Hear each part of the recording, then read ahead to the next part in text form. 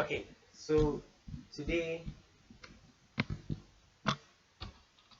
today we are going to talk about CSS positioning, and then we are going to talk about the absolute and then relative positioning.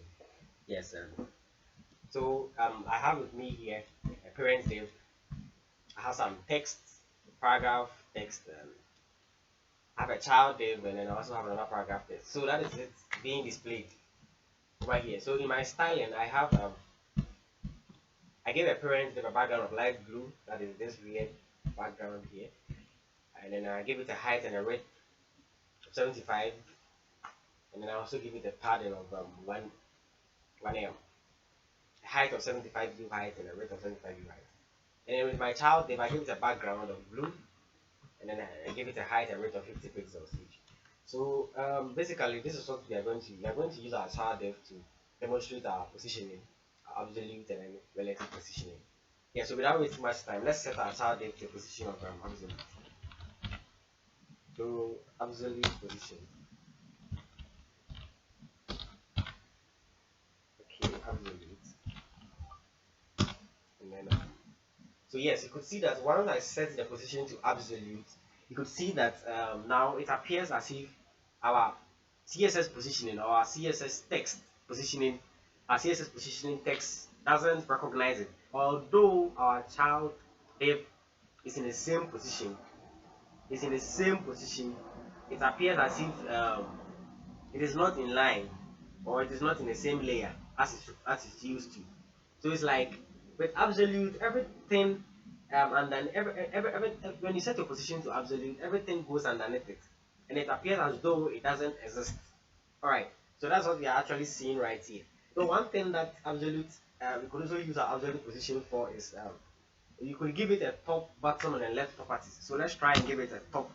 So let's give it a top of, let's say, 0, a top of 0, and then so now we could see that once you give it a top position of 0, you could see that. So we are saying that from the top it's supposed to be 0 pixels.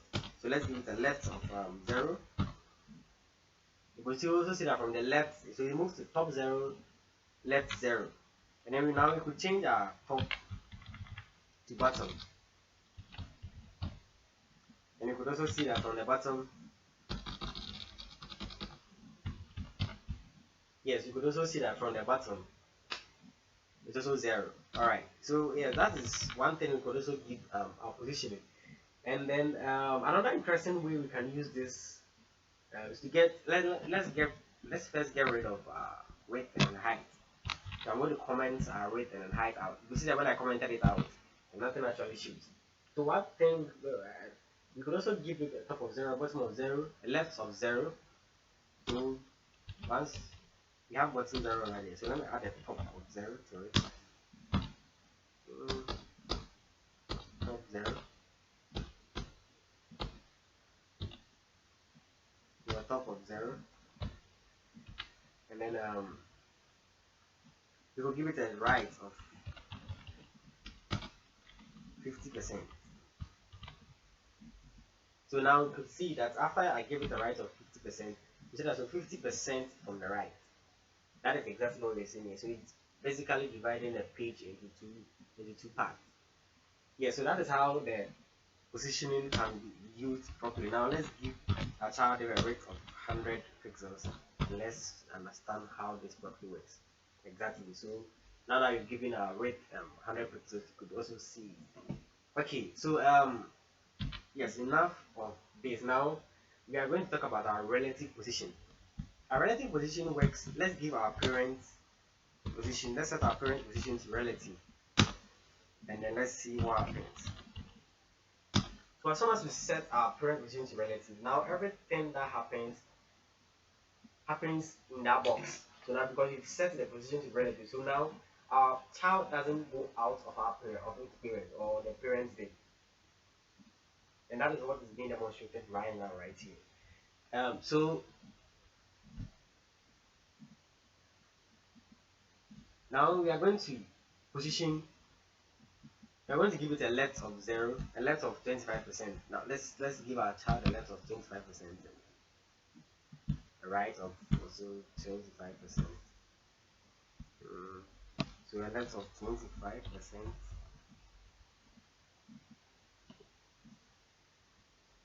and then a right of 50%, and then let's give the top 0. So you could see that once I gave it a left of 25%, that means from the left it's supposed to be 25%, and from the right 50%. So you could see here, imagine here, it's actually like 25%, and here is twice of the 25, I'm making 50%. So that is one thing we could also um, do with our relative positioning. And then one thing you should also have in mind is parents always should be relative. When you are working with positioning, your parents' div should always have a relative position, such that any other thing you do in it actually happens in that parent's div, so like it doesn't explode or it doesn't go out. Okay, now one thing is we're also going to talk about our Z index. So we are going to talk about our Z index and how best we could work with it. So let me just undo this.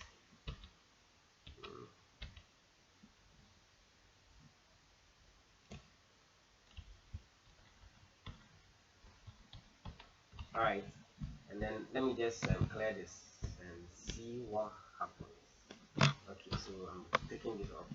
I'm going to bring our height and width um, back. I'm going to bring it back. Then we're going to talk about our. So yes, now our height and width are back. Now let's talk about our Z index and how it works with this position. So we have to set our parent and our paragraph. We have to also give it a position. Let's try and give it a Z index and see what happens. So let's give the Z index of 1. So you can see that once we give the Z index of 1, nothing actually happened. This is so because Z index can't work when you haven't given it a position. So it actually works in hand with positioning.